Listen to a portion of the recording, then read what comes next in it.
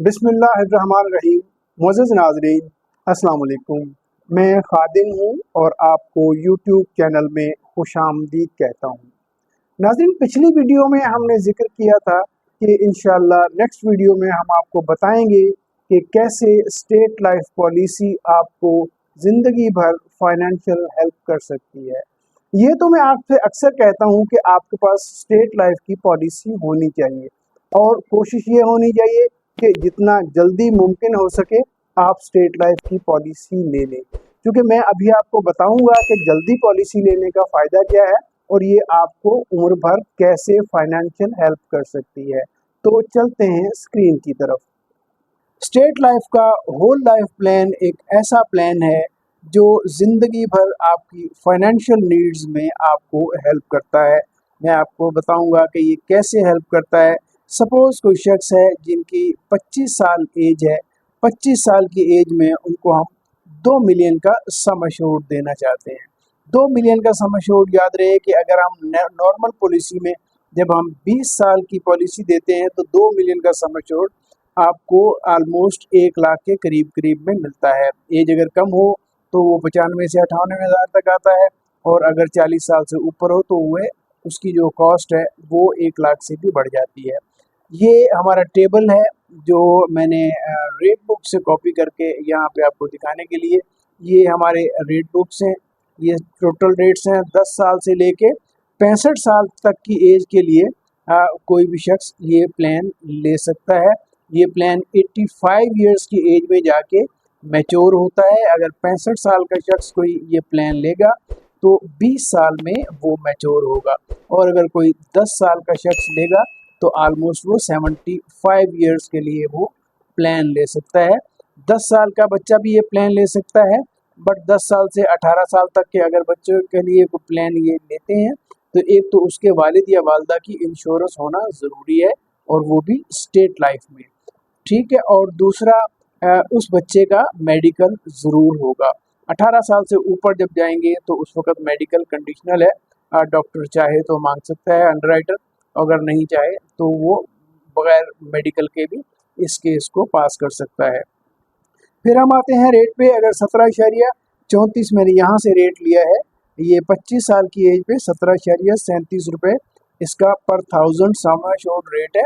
ये मैंने रेट यहाँ पुट किया तो टोटल एंड का जो प्रीमियम है वो आ रहा है ऑलमोस्ट 35,000 के करीब। आप इसको 35 ही समझें, ठीक है। बार बार मुझे 34,840 बताना पड़ता है।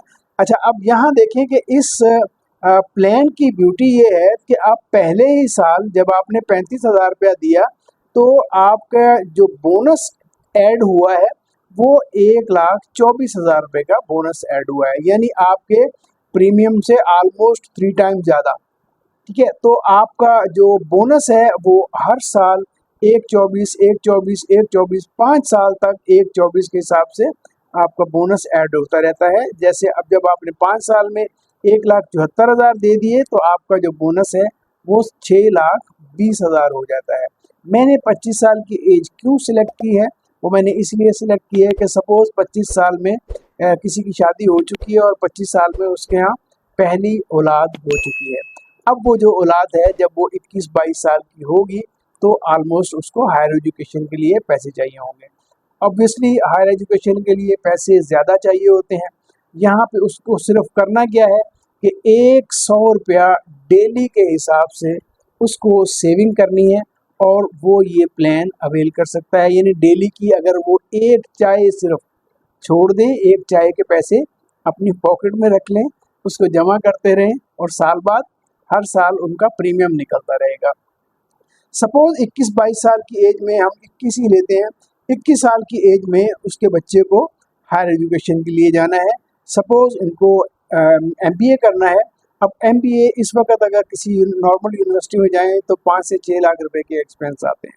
अगर हम 20 साल के बाद की बात करते हैं तो ये 5-6 लाख नहीं होंगे, हो सकता है ये 20 लाख तक पहुंच जाए। हम एज्यूम करते हैं कि एक्सपेंसेस इनके 20 लाख तक पहुंच चुके हैं। अब 4 साल में इन्होंने ये पेमेंट करनी है। सपोज़ उन्होंने 5 लाख यहाँ पे निकाल लेते हैं ये, ठीक है, और 5 लाख अगले साल निकाल लेते हैं, 5 लाख अगले साल निकाल लेते हैं, और 5 लाख अगले साल निकाल लेते हैं, तो यूं इनके 20 लाख रुपए निकल आए। लेकिन प्रीमियम देना नहीं छोड़ना है। जब प्रीमियम देना नहीं छोड़ेंगे तो आपकी जो लायबिलिटीज़ हैं वो कम हो जाएंगी, क्योंकि अगर प्रीमियम आप बीच में से देना छोड़ देंगे तो प्रीमियम जब तक नहीं देंगे उसके ऊपर भी एक मार्कअप स्टार्ट हो जाएगा, तो वो उसको लेट फीस कहते हैं। अच्छा, ये जो आपने 20 लाख रुपया निकाला है इसके ऊपर एक माइनर सा मार्कअप आता है, लेकिन 20 साल के बाद मेरे ख्याल में आप अच्छे खासे अफोर्डेबल हो जाएंगे कि छोटा मोटा मार्कअप जो है वो बैंक रेट से कहीं ज़्यादा जो कम होता है। ठीक है, तो चूँकि उस यहाँ पे आपका अपना ही पैसा है जिसको आप यूटिलाइज़ कर रहे हैं, चूँकि आप इसमें से पैसा निकाल रहे हैं और जो बोनस हैं वो हमें हर साल आपकी पॉलिसी में ऐड हो रहा है, यानी आपको बेनिफिट स्टेट लाइफ दे रही है, इसलिए वो अपना मार्कअप लेते हैं कि आपने अगर हमारा पैसा यूटिलाइज़ किया है तो उसका हमें मार्कअप वापस करें ताकि हम आपको बोनस भी ऐड करते रहें। सपोज़ यहाँ पे उनके बच्चे की जो एजुकेशन है वो कंप्लीट हो गई है और मीनवाइल उनका कोई और भी बच्चा है या बच्ची है। सपोज़ हम एज्यूम करते हैं कि कोई बच्ची है, जब वो बच्ची 25 साल की होती है तो यानी ये सपोज़ यहाँ पे 25 साल की हम ले लेते हैं, बच्ची अगर 25 साल की होती है तो यहाँ पे उनको अमाउंट चाहिए, सपोज़ उनको 5 मिलियन चाहिए, तो यहाँ से वो आराम से 5 मिलियन यहाँ से निकाल लें। सॉरी, थोड़ा ज़्यादा हो गया। यहाँ से ये 5 मिलियन निकल गया। 5 मिलियन निकलने के बाद भी उनकी पॉलिसी की जो वैल्यू है वो 35 लाख रुपया अभी भी उनका जो कैश वैल्यू है, जबकि उन्होंने अभी तक दिया कितना है, 9,05,000 रुपया 26 सालों में उन्होंने दिया है, और जब उसके बाद भी उनके पास 35 लाख रुपया अभी तक बचा हुआ है। यानी आप धीरे धीरे अपनी ज़रूरियात भी पूरी करते जाएं और अपनी जो सेविंग है वो 100 रुपया डेली के हिसाब से, आज से 20 साल बाद 100 रुपये की तो टॉफ़ी भी नहीं आएगी मुझे लगता है। ठीक है, जिस हिसाब से महंगाई पाकिस्तान में बढ़ रही है, तो अगर आप ये डिसाइड करें कि आप 25 साल की एज में आपको एक प्लान ले लेना चाहिए, तो आपकी ज़िंदगी भर की जो ज़रूरियात हैं वो पूरी होती रहेंगी। अच्छा, ये जो आपने यहाँ पे ऑलमोस्ट 7 मिलियन आपने निकाल लिया है, ये 7 मिलियन ये, और फाइनली आपको जो मैच्योरिटी मिल रही है 20 मिलियन, यानी इसका मतलब है आपको जो मैच्योरिटी मिलने वाली थी वो 27 मिलियन मैच्योरिटी मिलने वाली थी, जबकि आपका जो जमा होगा उस वक्त तक वो होगा सिर्फ 2 मिलियन। ठीक है, तो 2 मिलियन के अगेंस्ट अगर आपको 27 मिलियन मिल रहा है तो मेरे ख्याल में इस पॉलिसी में कहीं पे भी कोई बुराई नहीं है।